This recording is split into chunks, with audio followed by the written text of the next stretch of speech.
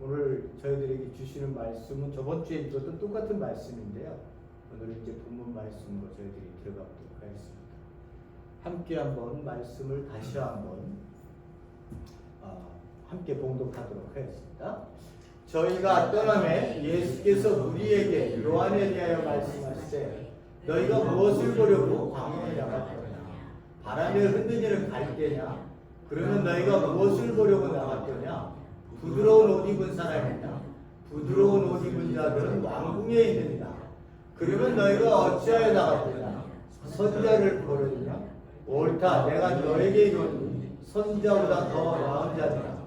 기록된 바 보라, 내가 내 사자를 내 앞에 보내노니 저가 내 앞에 예비하리라 하신 것이 이 사람에 대한 말씀이냐. 내가 진실로 너희에게 이르노니 여자가 낳은 자 중에 세례 요한보다 큰 이가 일어남이 없도다. 그러나 천국에서는 극히 작은 자라도 저보다 크니라. 세례 요한의 때부터 지금까지 천국은 침노를 당하니 침노하는 자는 빼앗느니라. 모든 선지자와 율법에 예언한 것이 요한에까지니 만일 너희가 즐겨받을진대 오리라 한 엘리야가 곧 이 사람이니라. 이 있는 자는 들을지어다. 오늘도 두 번째 우리가 그 주제 타이틀을 보도록 하겠습니다. 힘으로 사는가, 힘으로 역사하는가, 힘으로 세상이 움직이는가. 우리가 그리스도인이 돼서 꼭 알아야 될 것이 있다면 세 가지를 얘기를 합니다. 첫 번째, 하나님에 대해서 알아야 됩니다. 그 다음 인간의 존재가 어떤 존재인가, 이 한 가지 하고요. 그리고 역사, 이 세상의 역사는 어디로 흘러가는가 라고 하는 그 세 가지를 우리가 좀 알아야 될 그리스도인들의 분명한 그 목표가 있습니다.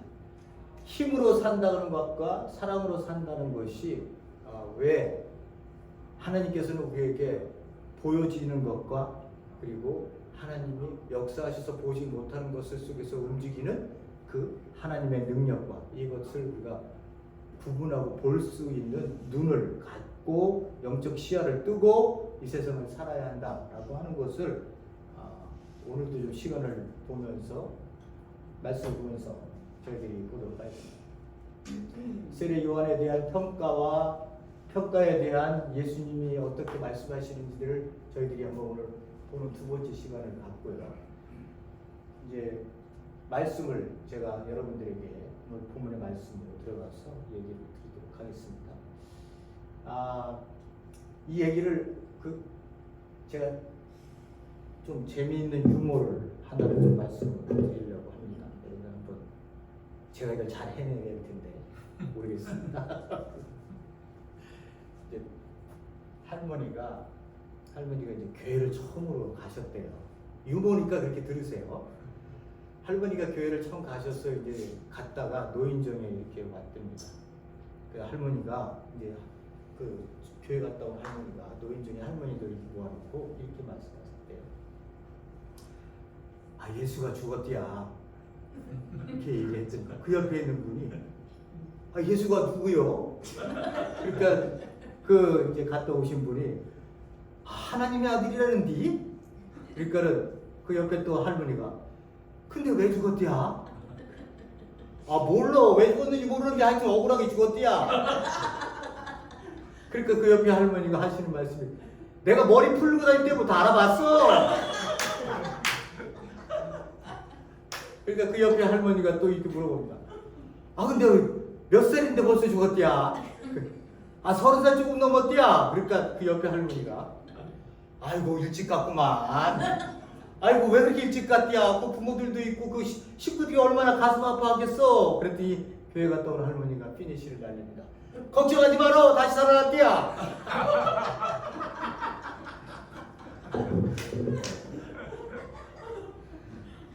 제가 그 얘기 듣고 깨우쳤습니다.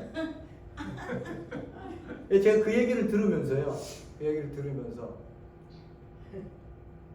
이 중요한 예수 그리스도가 죽은 것에 대해서 말씀하시잖아요. 근데 이분들은 그냥 남의 이야기 얘기하는 것처럼 이야기합니다. 인간의 역사 속에 지금 이 땅에 오셔서 인간의 지금 말씀하시고 계시는 할머니의 모든 죄들을 인간의 죄를 지고 죽어가신 그 예수의 이야기를 그냥 할머니들은 그런 깨달음 없이 그냥 이야기를 합니다.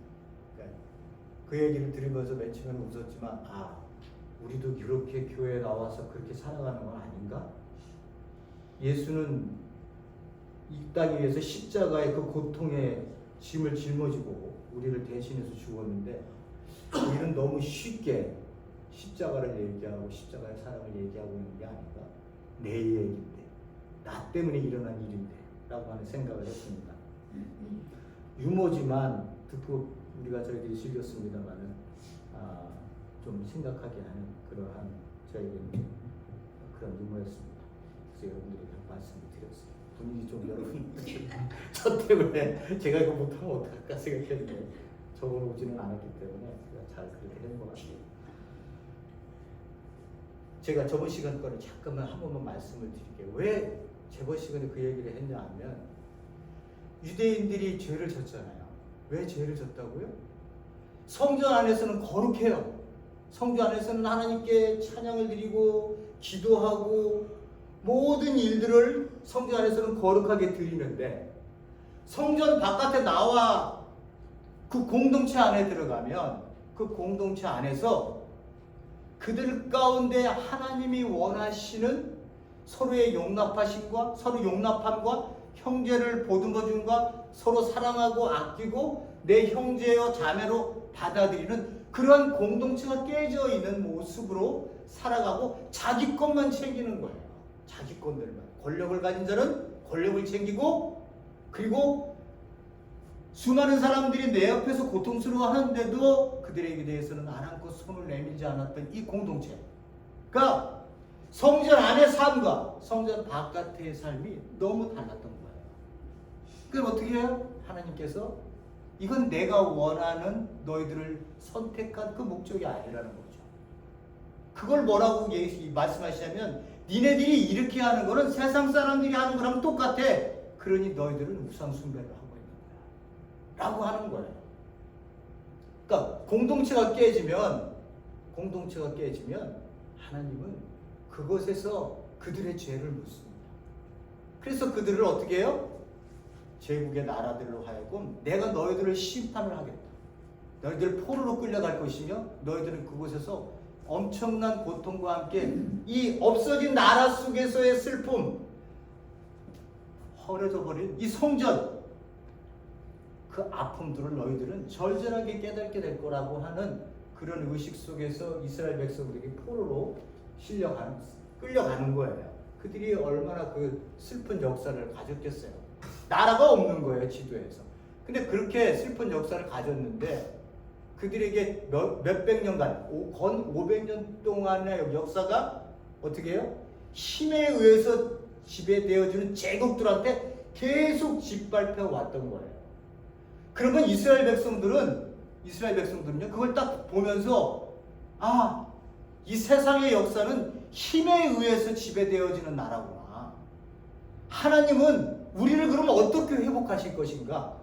우리를 어떻게 하나님의 백성으로 다시 돌려놓을 것인가? 라고 하는 질문 속에서 하나님을 향해서 부르셨던 이 말씀이 그들에게 고민이 돼서 이런 세상은 아니지, 힘에 의해서 약자를 강자가 무조건 짓밟는 이 시대가 어떻게 공평한 세상이야? 하나님이 이것을 보고 좋아할 리가 하나도 없어 라고 생각하면서 하나님이 어떻게 이 땅을 다시 회복하실 것이지, 우리를 어떻게 회복할 것이지 라고 하는 그 메시아에 대한 기대가 있었어야 되는데 이스라엘 백성은 똑같이 메시아가 오면 다윗의 왕좌 속에 파워를 가진 왕으로 이 세상을 어떻게 해요? 다스릴 거라고 생각을 했어요. 그러니까 그건 우리들의 생각 아니에요. 인간의 생각들.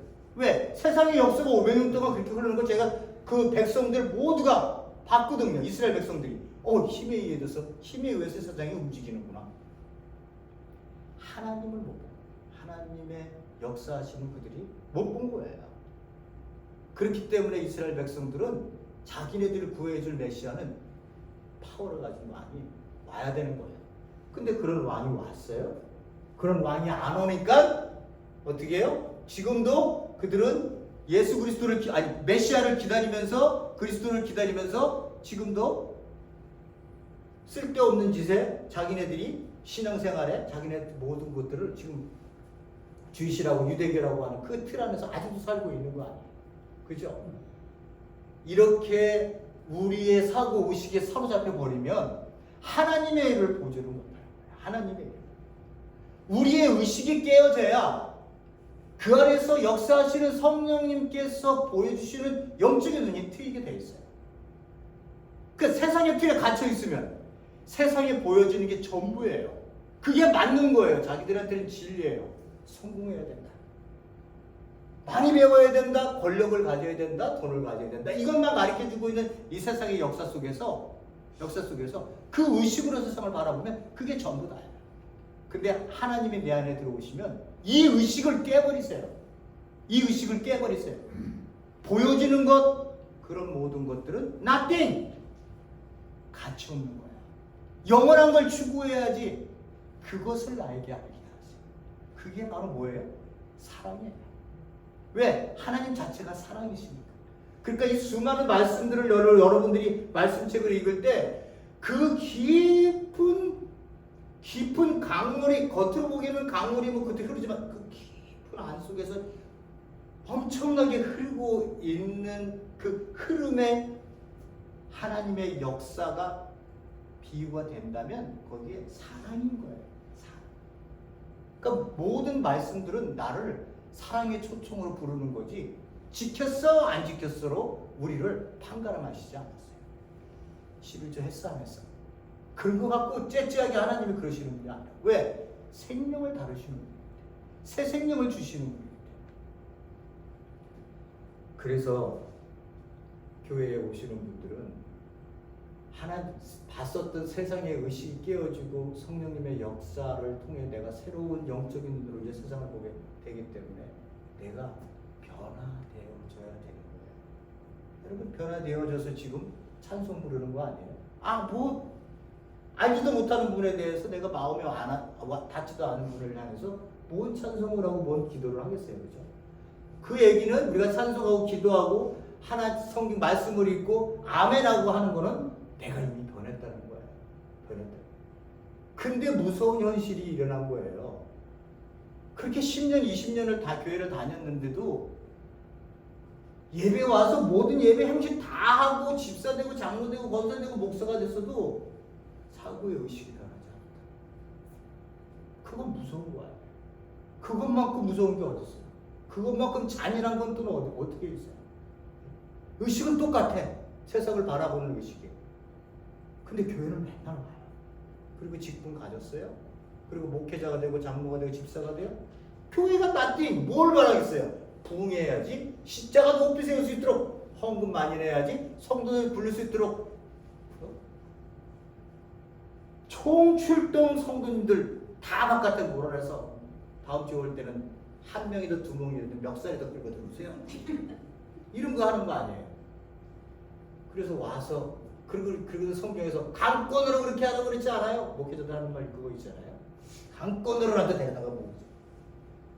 그렇게 세워질 수 있는 교회 개념이에요. 예수님이 그런 거 보시면서 얼마나 가슴 아파하시겠어요. 내가 세운 교회가 복갓 그 일하려고 야 니네가 그래 교회를 아무리 몇백억짜리 교회를 졌다 하더라도 세상 사람들이 지금 그 빌딩보다 더 커? 그것보다도 되지도 못하면서 그거 갖고 자랑을 해? 니네 참 의식이 왜 그것밖에 안 되냐? 그렇게 우리에게 얘기하세요. 우리의 의식이 어디를 향하고 있냐? 보세요. 저희가 떠나면 제자들이 세례 요한의 제자들이 떠났습니다. 예수께서 무리에게 요한에 대하여 말씀하시되 너희가 무엇을 보려고 광야에 나갔더냐? 광야에서 외치는 자의 소리가 있었거든요. 광야에서 누군가가 소리를 지르면서 회개하라고 소리를 지르는 자가 있어요. 하나님의 나라가 오니 너희들 대비하고 있어라 라고 하는 자가 광야에 있었다는 거예요. 그랬더니 무리들이 나갔어요. 근데 예수님이 뭐라고 물어보세요? 너희들 무리 광야에 왜 나갔니? 바람에 흔들리는 갈대를 모으기 위해서 너희들 나갔니? 요단 근처에서 세례 요한이 세례를 많이 주니까 그 근처에 갈대가 많았었답니다. 그러니까 예수님이 비유로 말씀하시는 거예요. 갈대 보려고 너희들 나왔어? 갈대는 또 다른 상징적인 의미가 있어요. 바람이 불면 이렇게 잘 움직이잖아요. 그래서 유대인들 사이에 지조 없는 사람, 흔들림이 많은 사람, 줏대가 없는 사람을 비유할 때 쓰는 말이에요. 상징적으로. 뭐 그런 의미로 예수님이 썼는지 어떤 의미로 썼는지는 모르겠습니다만 어쨌든 니네들이 광야에 나간 이유가 갈대야? 그러면 뭘 보려고 나갔니? 부드러운 옷 입은 사람이야? 부드러운 옷 입은 사람은 왕궁에 있다. 어디라고요? 헤롯 안디바. 성경에서는 안디바라고 나오죠. 그 왕궁에 분봉왕으로 있는 그 왕이 있는 곳에 수많은 사람들이 그 안에 있는데 그 사람들은 부드러운 옷을 입고 있는 사람들이야. 너 그런 사람들 보려고 광야에 나갔어? 이런 의미야. 물어보는 거예요. 무리들에게. 그 세례 요한은 뭘 입고 있었어요? 거친 낙타 털옷을 입고 있었어요. 그리고 메뚜기와 야생꿀을 먹으면서 하루하루를 지냈던 사람이에요.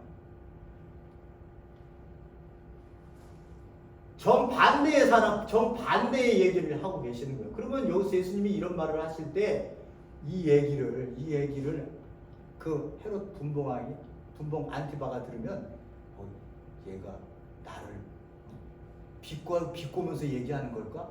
이런 의미로도 들릴 수 있는 그런 부드러운 옷 입은 자, 사치와 향락과 부와 권력을 누리고 있는 곳, 그 왕궁, 그 사람이 누리고 있는 그 부드러운 옷을 입은 사람을 보려고 너희들 나갔느냐 이런 얘기죠. 그러자 예수님께서 또 물어보는 한 가지가 뭐예요? 그럼 너희 왜 나갔니? 그랬더니 선지자를 보려고 나갔냐? 그렇다. 내가 너에게 이르노니 선지자보다 나은 자냐. 아니 선지자들이 많은데 모세도 있고 그죠? 엘리야도 있고 엘리야 저희 나온 얘기합니다만 엘리야도 있고 뭐 에레미야 뭐 커다란 대선지자들 에스겔 뭐 다니엘 뭐 이런 수많은 선지자들이 있는데 그들보다 낫대요. 내가 너에게 이르니 선지자보다 나은 자다. 뭐 위대한 일을 했어요? 아니 그가 나와서 세례 요한이 와갖고 예수님처럼 사람들 다 줄 세워서 오는 사람들마다 다 고쳐졌어요? 기적 한 번에 이제 사랑한 사람 고친 적이 없어요. 근데 예수님이 뭐라고 세례 요한을 얘기하시냐면 선지자보다 나은 자예요. 뒤에 보면 알게 됩니다. 왜 선지자보다 낫게 얘기하시는지. 기록된 데 보라 내가 내 세자를 내 앞에 보내노니 저가 내 길을 내 앞에서 예비하리라 하신 것이 이 사람에 대한 말씀이다. 왜 그가 다른 선지자보다 나은 자냐? 이 이야기가 말라기 3장 1절에 나오는 말씀을 하시는 거예요. 만군의 여호와가 이르노라 보아라 내가 내 사자를 내 앞에 보내리니 내 앞에서 길을 예비할 것이요 또 너희 구하는 바 주가 호련히 그 전에 임하리니 너희가 사모하는 바고 언약의 사자가 임할 것이다. 여기서 보니까 내 사자를 보낸다. 이거 하나님이 말씀하시는 거예요. 내가 갈 것인데 내가 너희를 통치하러 갈 것이라는 거예요. 그 주의 날, 하나님의 나라가 임하는 날, 메시아가 오는 날 이런 것들로 이야기되어지는 거예요. 그 사자를 내가 오기 전에 내 사자를 먼저 보낸다는 거예요. 이 사람이 누구예요? 세례 요한인 거예요. 그가 내 앞에서 길을 예비할 것이라는 거예요. 그러니까 마지막 선지자 아니에요. 그죠? 마지막 선지자로 메시아가 온다는 것을 얘기하는 그 사명의 엄청난 그 광야에서 외치는 자의 소리는 그 앞에 있었던 선지자들이 내다보면서 꿈을 꾸면서 그날이 오기를 바랬던 사람들이에요. 모세서부터 시작해서 아담과 하와서부터 시작해서 그 원시복음이라고 하는 거 있잖아요. 발 뒤꿈치를 상하는데 내가 그 사단의 머리를 깨겠다는 거 아니에요. 그럴 자가 네 뒤에 하와를 통해 나온다는 거 아니에요. 이거 원시복음이거든요. 예? 거기서부터 시작해갖고 모세에게도 그런 얘기 하시잖아요. 백성들 모아놓고 나 같은 선지자를 나 같은 선지자를 하나님이 너에게 또 보내실 것이다. 기다리는 역사가 그들에게 있었던 거거든요. 그 이후로는 나단 선지자가 선포하죠. 다윗 왕가를 통해서 메시아가 올 거다. 다니엘서 인자를 얘기할 때 7장 자세하게 봤죠. 이스라엘 백성들은요, 왕뿐만 아니라 선지자들이 모두가 바라봤어요. 누가 먼저 오기를 바랬겠어요? 엘리야가 먼저 올 거라고 바랬어요. 저번 시간에 봤던 것처럼 엘리야가 먼저 와서 내가 광야에서 외치는 자의 소리로 주의 길을 평탄케 하기 위해서 내가 외칠 것인데, 그러면 그가 엘리야고, 엘리야가 지난 다음에 메시아가 온다는 거예요. 그 사역이 얼마나 귀하길래 예수님은 선지자들보다 나은 자다, 이렇게 얘기를 하고 있습니다. 그래서 여기서 그 얘기를 하시는 거예요. 그러니까 그가 가지고 있는 시대적 사명이요, 이게 엄청 중요한 위치에 있었다는 거예요. 왜? 그가 끝나야 바로 메시아가 오니까 그거를 굉장히 중요시 여기십니다. 이유를 또 보면 뒤에 나옵니다. 내가 진실로 너에게 말하노니 여자가 나온 주 중에 세례 요한보다 큰 이가 일어남이 없도다. 여자가 나온 자 중에 세례 요한보다 큰 자가 없대요. 그러나 하늘나라 천국에서는, 이거는 죽어서 가는 천국 얘기 또 하면 안 돼요, 여러분. 내가 죽어서 갔는데 죽어서 간 천국을 얘기하면 거기 갔더니 세례 요한이 나보다 작네, 이렇게 생각하시면 안 되는 거예요. 이 땅에 임한 하나님의 나라, 하나님이 약속한 하나님의 통치가 이루어지는 나라에서는 어떻게 해요? 그 하늘나라에서는 지극히 작은 자라도 저보다는 크대요. 왜 그렇게 말씀하셨을까요? 요 밑에 뭐라고 얘기해요? 모든 선지자 및 율법에 예언하는 것이 요한에까지라는 거예요. 요한으로 구약의 선지자의 모든 활동 사역은 끝났다, 이거예요. 끝났다는 거예요. 그러면 그 시대를 우리가 구시대라고 얘기하면 예수 그리스도가 오셔서 연 새로운 시대에 들어오는 백성들, 이 사람들이 누구예요? 극히 작은 자라고 얘기를 하는 거예요. 근데 그 작은 자들이라도 저보다는 크다는 거예요. 세례 요한보다는 크다는 거예요. 그러니까 이 얘기는 어떻게 얘기가 되어지냐면, 수많은 선지자나 왕들이 메시아가 등장하기를 간절히 원했어요. 언제 옵니까? 그 500년의 역사 속에서 하나님이 말씀 하나를 말라기를 끝으로 말씀을 하나도 주시지 않았어요. 500년 동안. 그 문헌은 많아요. 유대 문헌들은 많아요. 마카비서도 제가 얘기했지만 마카비서도 그 중에 만들어졌던 그 당시 이야기할 그 글이거든요. 그렇지만 유대인들도 그것을 정경으로 가다가 자기가 정경으로 잡지를 않아요. 정경으로 갖지를 않아요. 말라기까지만 정경으로 잡아요. 유대인들도요. 지금까지. 근데 500년 동안 안에 외경이라고 하는 것, 위경이라고 하는 것, 수많은 글들이 많이 써져 있어요.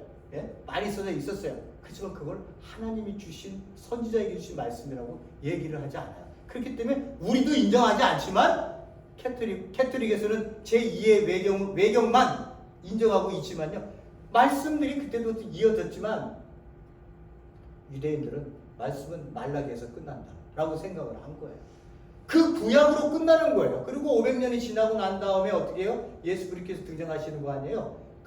그때까지, 세례 요한이 마지막 자기가 사역이 끝나는 게 세례 요한으로 끝나는 거고, 그 이후로는 새로운 시대인 예수 그리스도께서 이 땅에 하나님의 통치하심을 선포를 하시면서 이 사역을 시작하는 거예요. 그러니까 하나님의 나라가 이 땅에 도래해서 거기로 들어오는 백성들은 이제 그 구시대의 사람들이 바라봤었던 시대였기 때문에 이 새로운 시대는요, 그들이 얼마나 간절히 바랬는지 모르는데, 왜 그런가?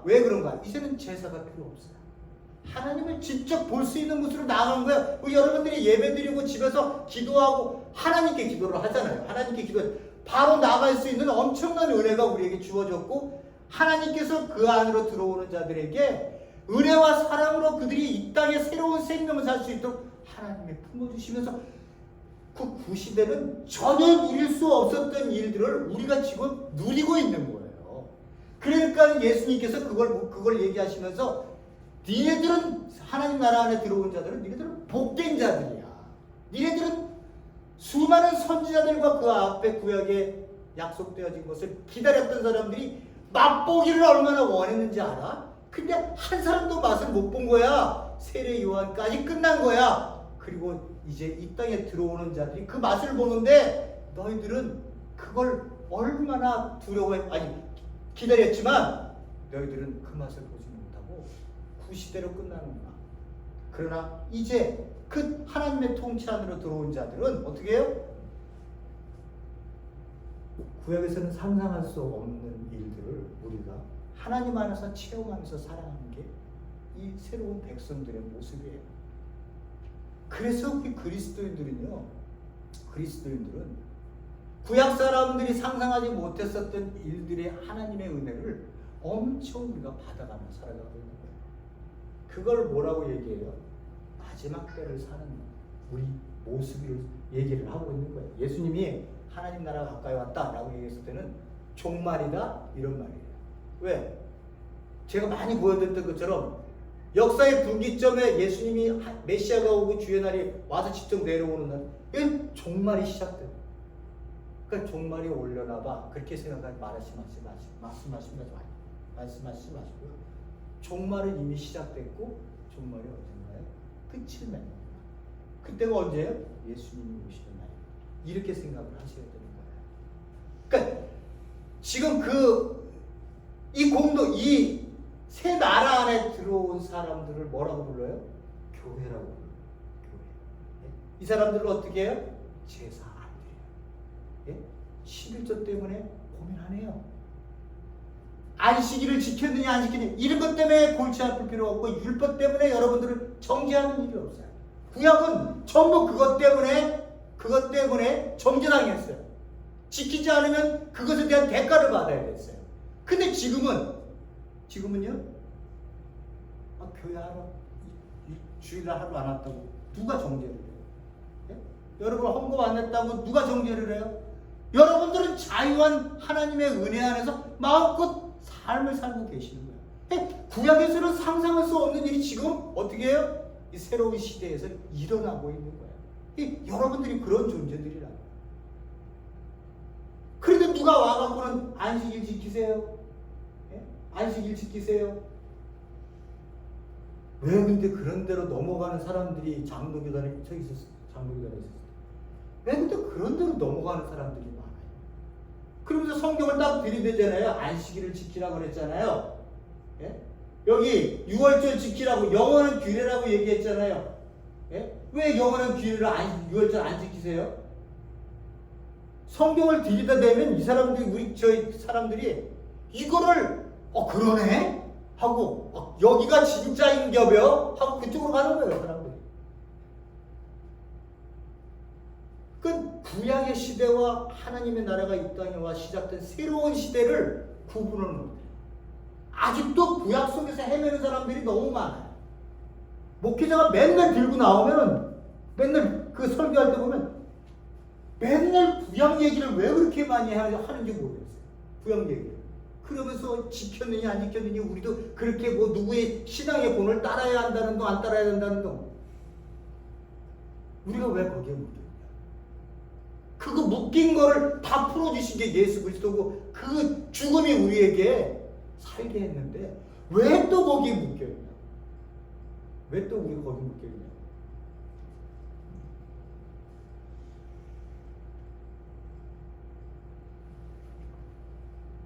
이 의미 아시겠죠? 이 의미가 얼마나 중요한 의미인지 몰라요. 그냥 세례 요한은 위대한 사람. 이걸로 끝날 얘기가 아니에요. 왜? 하늘나라를 얘기했기 때문에 그런 거예요. 하늘나라. 하나님의 나라. 하늘나라. 천국. 이 땅에 임한 하나님의 통치가 임한. 여러분 다 하나님의 통치 받고 계시잖아요. 누구를 통해서요? 예수 그리스도가 가심을 통해 이 땅에 대신 오신 성령 하나님을 통해서 내가 하나님 안에서 다스림을 받고 있는 거 아니에요. 그런 것들을 못 느끼시고 그냥 교회만 왔다 갔다 하시면 안 되는 거예요. 여러분들 기도하시면 신앙 간증하시면 여러분들 다 귀하게 하나님 앞에 내놓으실 간증도 다 있으시잖아요. 누가 하신 거예요? 하나님이 하신 거예요. 내 안에 계신 성령님이. 그게 하나님의 통치를 받고 살아가는 사람들의 모습인 거예요. 그런데 구약의 얘기를 하고 11절을 냈냐니 자꾸 이런 얘기를 하지 마라. 그런 거에 정죄감 받지 마세요. 정죄감 받지 마세요. 없으면 없는 대로, 있으면 있는 대로 공동체가 아름답게 서로의 생명을 누리면서 기뻐하면서 우리 먹는 거 잘해요. 맛있는 거 먹는 거 잘해요. 그렇게 즐거워하면 하나님 안에서 하나님 보시기에 아름답구나 이러지. 아유 뭐 주일 안 지켰다고 헌금 안 냈다고 뭐 그것 때문에 막 그냥 뭐 주부에 뭐 그 돈 개수하는 사람이 막 저 사람은 돈 저렇게 많이 벌었는데 왜 돈도 안 내?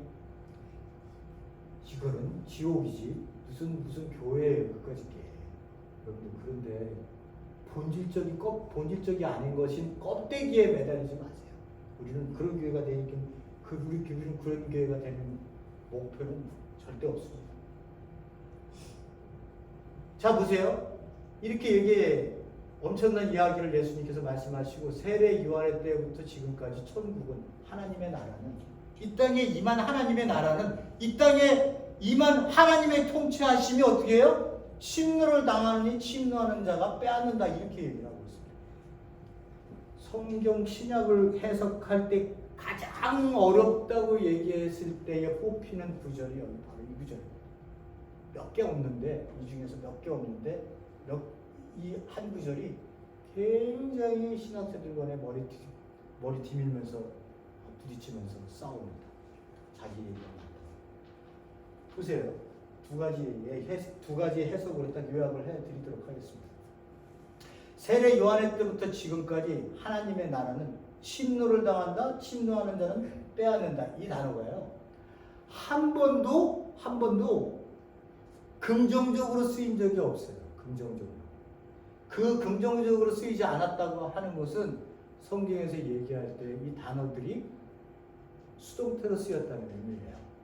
그런데 딱 한 군데 긍정적으로 쓰인 데가 있어요. 거기가 어디냐?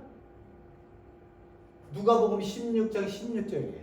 똑같은 어떤 표현 구절인데 여기서는 뭐라고 얘기하냐면 율법과 선지자는 요한의 때까지요. 그 후부터는 하나님 나라의 복음이 하늘나라라고 얘기 안 하죠. 그렇죠? 천국이란 단어는 어디에만 나타난다고요? 하늘나라라고 하는 단어는요? 마태복음만 나타나요. 마태복음만. 다른 누가복음, 마가복음, 요한복음, 나머지 서신들은 전부 다 하나님의 나라예요. 하나님의 나라. 천국이라는 단어가 안 나타나요. 그럼 마태는 왜 하늘나라를 많이 썼을까?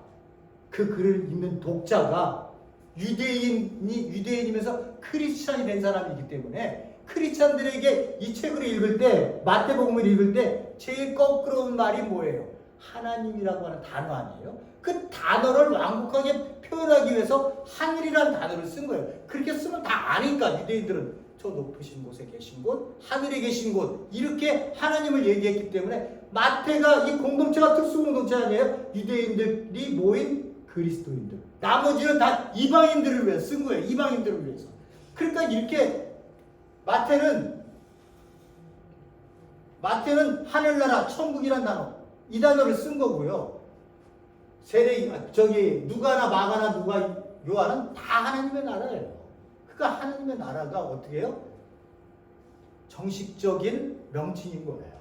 자, 하나님의 나라가 복음이 전파되어서 그 나라마다 그 사람마다 그리로 침입한다 이런 얘기예요.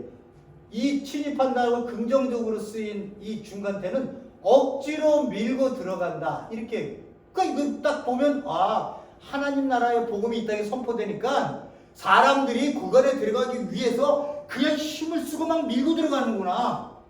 이런 해석이 누가복음에서는 나오는데 긍정적으로 쓰인 침입이라는 단어는 원래 전부 부정적으로 썼었는데 여기 한 군데만 딱 이렇게 나왔어요. 긍정적으로. 그래서 이 부분은 어떻게 해요? 하나님의 나라에 대해서 이 땅에 이 땅에 임한 하나님의 나라를 사람들이 그걸 듣고는 그리로 막 들어가는구나, 억지로 밀고 들어가는구나, 그런 뜻으로 누가복음에서는 쓰이고요. 마태는 그러면 어떤 의미로 썼을까? 라고 하는 거예요. 거기랑 연결을 지으면 얘네들 전부 다를 어떻게 해야 돼요? 긍정적으로 해석을 해야 돼요. 근데 마태가 바라보는 예수 그리스도의 관점이 있어요. 그리고 누가가 바라보는 예수 그리스도에 대한 관점이 있어요. 이 관점이 전부 다 달라요. 우리가 중국집에 가면 짜장면 있고 우동 있고 짬뽕 있고 이렇게 면 종류가 여러 가지 있는 것처럼 똑같은 면인데도 그렇게 우리가 다양하게 먹을 수 있어서 맛을 즐기는 것처럼 똑같이 4개의 복음서가 있지만 4개의 복음서가 얘기하려고 하는 독자의 그 묘사 방법이 달라요. 왜? 자기가 본 메시아가 있거든요. 그래서 자기가 가지고 있는 그 배웠었던, 내 안에 있었던 그 모든 학문적인 것, 기질적인 것, 성격적인 것, 이 모든 것들이 발휘가 돼서 설령 거기 아까 누가복음에서는 긍정적으로 쓰였다 하더라도 이 마태는 또 그렇게 안 쓸 수도 있는 거예요. 개별적으로 보는 겁니다. 그래서 저는 이 부분을 이제 또 학자들이 이게 갈린다고 얘기했잖아요. 제가 가장 좋아하는 그 학자들 세 분은 이걸 그대로 부정적인 걸로 봅니다. 어떻게 해석을 해요? 그래서 세례 요한의 때부터 지금까지 하나님의 나라는 침입하는데 이 강도들이 하는 침입이에요. 빼앗는다는 거예요. 빼앗김을 당하나니 침노하는 자, 이 강탈하는 자, 칼 들고 들이대든지 이런 사람들이거든요. 강탈하는 자, 이런 자들이 그것을 빼앗는다, 이렇게 얘기를 하고 있습니다. 이거 전부 부정적으로 보면 어떻게 얘기를 한다고요? 하나님 나라가 이 땅에 임했더니 이 유대인들, 바리새인들, 종교 지도자에서부터 수많은 왕까지 전부 다 그 하나님의 나라를 짓밟고 복음이 전파되지 않도록 그들이 막 갖다 부숴버린다는 의미예요. 막 갖다 그냥 부숴버려. 지네들이 빼앗는다는 거예요. 그런 의미로 여기를 해석을 하고 있습니다. 저는 그 해석을 저는 좀 따르고 싶고요. 그렇게 여러분들이 안 따를래, 나 그냥 긍정적으로 보는데 볼래, 그렇게 하셔도 상관없어요. 똑같아요. 근데 이제 저는 왜 여기서 이렇게 얘기를 하냐면 그 이후에 전개되어지는 내용들을 보면 이 15절 밑으로요 되어지는 거 보면 그 아이가 장터에서 피리를 불어도요, 춤을 추지 않아요. 반응이 없어요. 또 곡을 해도 반응을 안 해요. 이 시대가 얼마나 하나님의 나라에 대해서 철저하게 무관심 속에서, 그리고 그것을 자기의 적으로 삼는 사람들은 그것을 짓밟기 위해서 그들이 이렇게 하나님의 나라를 이렇게 괴롭히고 복음을 막고 하는 일을 하고 있는 것이 아닌가라고 하는 쪽으로 생각했기 때문에 저는 이 부분을 부정적으로 얘기를 하고 있는 겁니다. 그래서 그렇게 얘기를 한다면 어떻게 해요? 세례 요한이 하나님의 나라가 올 거라고 얘기하고 예수 그리스도가 와서는 하나님 때가 됐다, 하나님 나라가 가까이 왔다, 회개하고 복음을 믿으라, 이 복음이 선포된 이후로부터는 여기에 반응하는 자들 중에 대부분이 그 나라에 대해서 폭력적으로 밀고 들어와서 그 나라를 짓밟고 뭉개고 하는 그러한 일을 하고 있다라고 하는 것을 여러분들에게 제 해석으로 말씀을 드리는 겁니다. 자, 13절에 모든 선지자와 및 율법에 예언한 것이 요한의 때까지다, 이렇게 얘기를 하고 있습니다. 제가 말씀드렸듯이 요한이 마지막이에요. 세례 요한이 마지막 구약의 선지자예요. 근데 그가 인격이 낮아서 그런 인격의 문제로 그가 높은 자냐 낮은 자를 얘기하는 것이 아니라 시대적인 상황 속에서 역사적 시간, 즉 카이로스, 하나님의 때가 됐기 때문에 이 땅에 엘리야가 오고 그 뒤를 이어서 누가요? 메시아가 와서 하나님의 나라가 이 땅에 새로운 시대를 선포하는 그 세례 요한이 나타난 그 역사적 하나님 시간적 위치가 중요하기 때문에 예수님께서 여기서 어떤 선지자보다 크다 이렇게 말씀하신 거고, 거기까지만이 구약의 모든 예언이고, 그 이후로는 뭐가 흘러요? 새로운 시대 하나님의 나라가 선포돼요. 하나님의 나라가 이 땅에 전파된다고 너희들은, 내 제자들은 어디를 가든지 이 얘기를 해야 한다 라고 하는 것을 이야기하는 거예요. 그러면서 마지막 이야기를 뭐라고 말씀하십니까? 너희가 즐겨받을진대 오리라 한 엘리야가 바로 누구예요? 세례 요한이다. 이 사람이다. 귀 있는 자는 들을지어다. 귀가 없는 사람이 어디 있어요?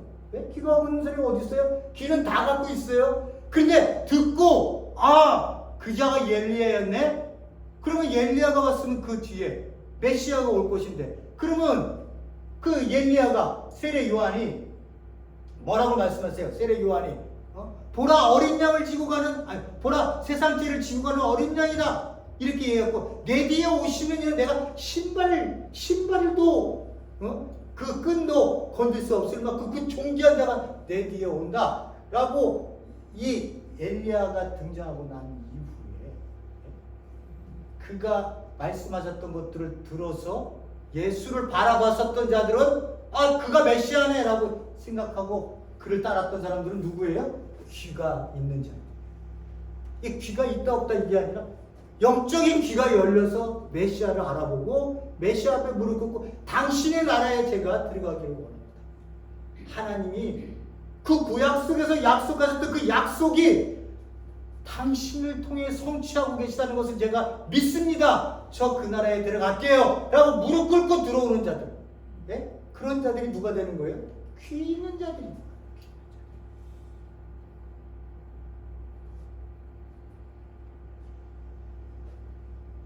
그래서 보세요. 구약의 모든 선지자들과 율법의 예언 속에서 하나님이 약속한 게 있어요. 뭐예요? 마지막 때가 되면 이 마지막 때에 대한 선지자에 대한 예언들은요, 앞에서부터 안 나타나요. 앞에서는 아직 흐려요. 그래서 앞에서는 점으로 얘기한다면 여기도 한 점에서 시작해요. 한 점에서. 그래서 이렇게 좁혀 있다가 이렇게 계속해서 메시아 마지막 때가 오면 엘리야가 등장해서는 엘리야 시대에 예수 그리스도가 등장한다라고 하는 그 선지자들을 통해서 가면 갈수록 그 4대 선지자 12개 소선지자들 그들을 통해 입을 통해서 하나님의 나라가 온다. 마지막 때가 온다. 하나님의 통치가 온다는 것을 계속 언급을 하고 계셨던 거예요. 그렇게 얘기하셨던 것이 세례 요한의 때까지가 끝이다.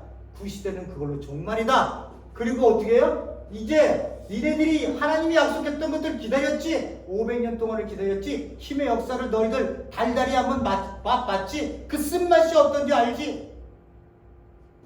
이제 그 약속을 내가 이루는데 그 나라는 메시아이신 예수 그리스도가 이 땅에 오셔서 약속을 성취하실 것이고, 그 성취의 그 하나님의 나라는 새 시대면 힘으로 다스리는 나라가 아니다. 사랑으로, 온전히 사랑으로. 그래서 예수님 말씀하셨죠. 하나님을 사랑하고 내 이웃을 사랑하라. 구약의 모든 말씀이 하나님의 중심이 거기로부터 모든 것이 흘러나옵니다. 그러니 그 나라에 세상 사람들이 교회를 볼 때 공동체의 첫 번째 생각하는 게 뭐였어요? 예수님이 왜 죽었지? 라고 얘기했을 때 다른 건 다 몰라. 뭐 율법이 어떻게 됐든 성취가 어떻게 됐든 다 몰라도 그 사람들의 생각 속에, 믿지 않는 자들의 생각 속에 이 교회는 사랑하는 것이지. 사랑을 분부받아서 예수 그리스도가 산 그 자리를 따라가는 자들이죠. 그러니 우리에게도 사랑을, 그 그리스도인들을 만나면 그들이 우리에게 사랑을 주겠지. 사랑하는 사람으로 나를 대해주겠지. 이렇게 생각되어지는 것이 교회 공동체인 거예요. 근데 교회 공동체가 욕심이 많아서 그렇게 하면 되겠어요? 교회 건물이나 지으려고 그러고 성도들이 생명체가 어떻게 살고 있는지 그런 거는 관계없고 매일같이 신방만 달리라고 응? 가방 들고 맨날 설교 준비할 시간도 없어. 성도들 그냥 맨날 같이. 제가 이번에도 갔었습니다만 저희가 가족 수련회 갔을 때도 목사님이요.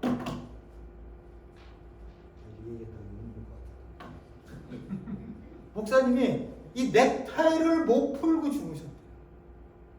하도 신방을 하라고. 항상 대기야.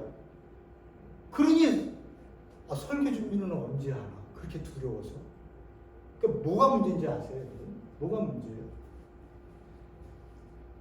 그러니까 당연히 신앙이 연약한 자들은 하나님이 함께 하셔서 그가 나의 아버지고 내가 그를 붙들어야만 살 수 있다는 것을 어릴 때는 어린 갓난아이가 막 울면 엄마가 알잖아요. 이게 갖다 주는지. 애가 뭐 엄마가 있는지 어떻게 알아요? 그죠? 걔는 우는 거예요. 그랬더니 엄마라고 하는 존재가 와서는 젖병을 입에 물어줘요. 배고픈 걸 알아서. 그러니까 울기만 하면 엄마가 온다는 걸 알아요. 신앙이 적을 때는요. 내가 하나님 앞에 기도하면 하나님이 항상 내 옆에 있다는 걸 확인시켜줘요. 그래서 내가 얼뚜달뚜한 기도를 하더라도 하나님이 많이 그 앞에서 응답을 주세요. 어린아이일 때는. 근데 이 어린아이 때 이 신앙을 갖고 20대, 30대, 40대, 50대 교회 다니면서 그렇게 아직도 울면서 하나님이 나타나주기를 바라고 아직도 내가 하나님의 뜻을 받드는 것보다는 내가 계속 신앙 기도하는 거 뭐하나? 50년, 60년 된 권사님이 기도하는 일이도 맨날 자식고 교회 잘 되게 해달라. 병 낫게 해달라. 맨날 그 얘기야. 맨날 그 얘기. 한 생명이 하나님 앞에 쓰면요. 그 생명이 아버지가 기뻐하시는 그 모습으로 그가 잘 자라나기를 원해요. 아버지는요. 그래서 그가 자라나서 아버지의 존재를 내가 울지 않아도 아버지가 나와 함께 있다는 것을 항상 알 수 있을 때까지 하나님이 돌봐주세요. 그러니까 이 사람은 다 커서는 어떻게 해요? 아버지가 항상 옆에 있다는 거 알아요. 근데 이 사람의 목적은 어디 있어요? 이 아버지가 나를 이 땅에 내어놓으신 목적이 뭐지? 이제 아버지의 뜻이 뭐지를 찾아요. 어릴 때는. 내 뜻 찾았어요. 내가 원하는 것을 부르셨어요. 아버지가 그때마다 찍어주셨어요. 근데 어느 날 갑자기 아버지가 안 보여. 히든가. 보이지 아니하는 하나님. 예? 그건 내가 안 보이는 거지 하나님이 안 계셨어요? 하나님이 계셨어요. 왜? 그 고독의 자리에 내가 정말 이제 어떻게 하나님을 위해서 내가 내 이 인생을 살아야 되지에 대한 고독을 할 수 있는 시간들을 우리에게 주시는 거예요. 신앙을 가졌다고 저절로 크지 않아요. 여러분, 왜 고난을 왜 주세요? 왜 악이라는 게 왜 존재해요? 예? 고통이라고 슬픔, 눈물 왜 존재해요? 그리스도인들인데. 예? 다 하나님이 다 그냥 착착착착 해결해 주시지. 그런 과정을 통해 아버지가 나라고 하는 존재, 이 인간이라는 존재가 이 땅에 살면서 얼마나 헛된 영광을 위해 살았는지를 절절하게 알게 하시면서 아버지의 뜻이야말로 그거야말로 영원한 가치가 있다고 하는 것을 알게 하시는 그 고독의 시간들이 있어요. 보이지 않는 하나님 히든갓이 있다고요. 그 시대를 계속해서 소나무 붙들고 뽑아질 때까지 아무리 기도를 해도 하나님이 내 아들이라면 성장하기 위해서 답 안 주세요. 그래서 우리는 그러잖아요. 왜 하나님 답 안 주시냐? 그러면 또 목회자한테 물어보면 죽어서라도 천당에 가서라도 네가 다 줄 테니까 걱정하지 말라고. 기도는 외상이 없어요. 이렇게 얘기합니다. 나를 기르시고 계십니다. 근데 나한테 고민이 없어요?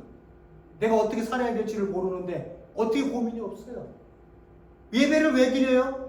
아버지께서 원하시는 뜻이 무엇인지를 알기 위해서, 또 확인하기 위해서, 또 예배를 드리고 그 안에서 또 아버지 그 길을 가겠습니다. 나를 죽여주세요. 내가 죽기를 원합니다. 당신의 뜻만 드러난다면 그거야말로 내가 이 세상에 존재하는 가장 기쁨 아니겠습니까? 하나님, 저를 사용해 주세요. 이런 뜻까지 신앙이라는 게 이렇게 올라가서 내가 자라나야 되는 거예요. 목회자가 넥타이도 못 풀 정도로 풀을 깎을 때도 넥타이를 메고 풀을 깎고 있어야 되고, 잠잘 때도 전화기 옆에서 이거 언제 오나,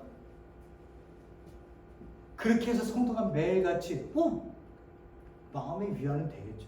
성도가 아니잖아. 성도가 아니잖아. 하나님 앞에 1대1로 단독자로 쓰셔야 되는 거예요. 목회자가 할 수 있어요? 없어요. 그거는 내가 하나님 앞에 서야 돼. 내가 나타났을 때도 이 양복 딱 입고 나 목사인데 하나님 그래도 다른 성도랑 다르게 있다는 생각 갖고 쓰는 게 아니라, 딱 서서 하나님 앞에 쓰면 내 앞에 십자가에 피 흘리는 예수 그리스도가 내 앞에 보여져야 돼. 그 피 흘리는 예수 앞에, 나 때문에 죽은 예수 앞에, 아니 거기다 대고 하나님 저 잘돼요, 어떻게 좀 해줄 수 없어요? 이런 얘기를 어떻게 해요? 이런 얘기를.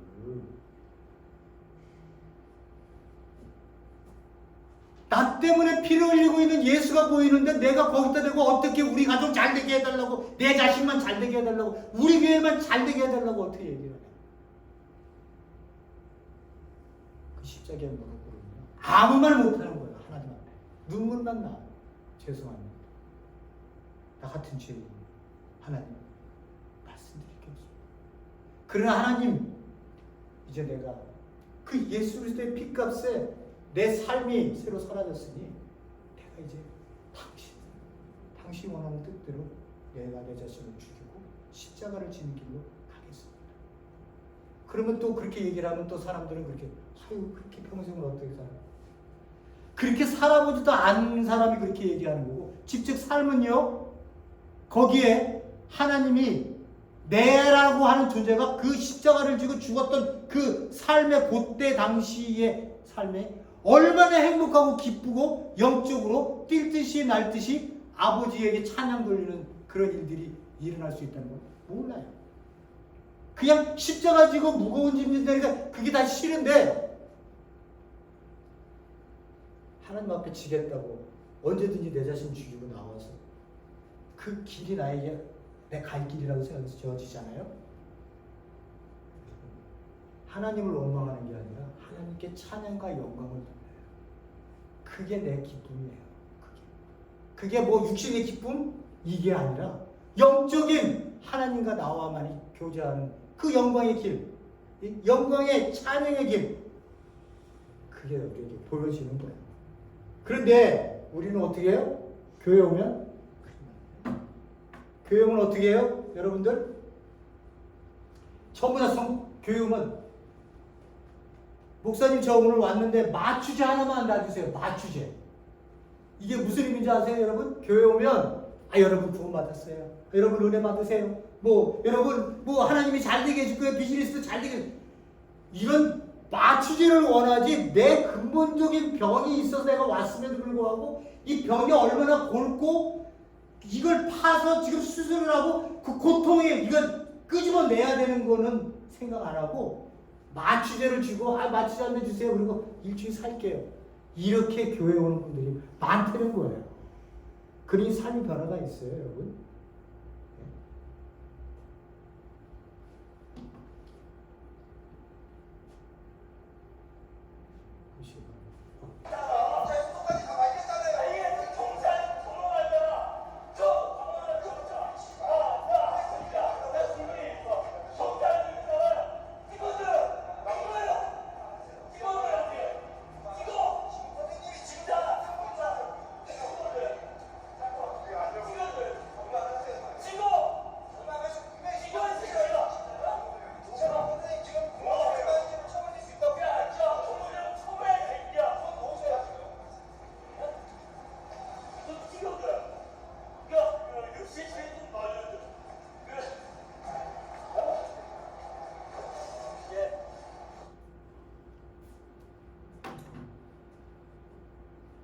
여러분, 삶이 변하는 거는요, 힘이 아니에요. 내가 변할 수 있는 거는요, 힘 아니에요. 지금 여러분이 보신 것처럼 아무리 화가 나고 아무리 이 세상이 나를 괴롭게 해서 내가 술을 먹고 지금 술주정을 벌인다 하더라도 공권력으로 그거 다스린다고 그 사람 다르지 않아요. 누군가가 한 사람이 그 사람을 사랑으로 끌어안아줄 때 그 사람을 이 술 드신 분들 그 사랑을 느끼는 거예요. 그때 자기가 지금 무엇을 하고 있는지를 알게 되고 자기 존재를 다시 한번 돌아볼 수 있는 유일한 길입니다. 하나님이 왜 사랑을 주셨겠어요? 바로 돌아보라. 내가 어떤 존재인지 불쌍하다 그런 존재가 하나님 안에서 다시 한번 우리 자신들이 교회가 왜 이렇게 하나님 안에서 존재하고 있는지 생각할 수 있습니다. 고맙 감사하신 하나님 아버지, 오늘도 귀한 은혜를 하나님 안에서 받습니다. 하나님이 우리 사랑하는 성도님들 한 사람 한 사람 꼭 교환하셔 주옵소서. 하나님 그 크신 하나님의 사랑을 내 가슴 속에 가득 담고 나도 모르게 내 삶이 다 사랑으로 생각되어지는 것도 행동하는 것도 너에게로 넘쳐 흘러갔습니다. 하나님 제 자신을 죽여주시고 저를 부인하게 하셔서 오로지 그 귀한 사랑이 나를 통해 드러날 수 있는 존재로 이 땅을 살게 도와주시옵소서. 예수님 이름으로 기도했습니다.